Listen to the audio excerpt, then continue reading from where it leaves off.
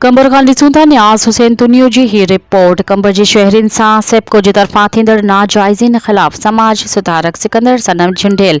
लाॻिते अलामती बुख हड़ताली कैंप जे 43 ॾींहं ते प्रेस क्लब अॻियां ॾिया ॿारे एहतिजाज जारी रखियो वियो।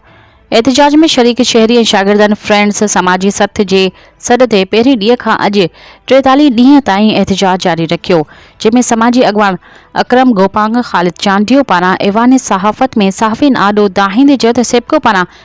कंबर शहरियुनि सां वॾे अरसे खां ॾाढ दादागिरी क़ाइमु करण जे ख़िलाफ़ सख़्त लफ़्ज़नि में मज़म्मत कजे थी।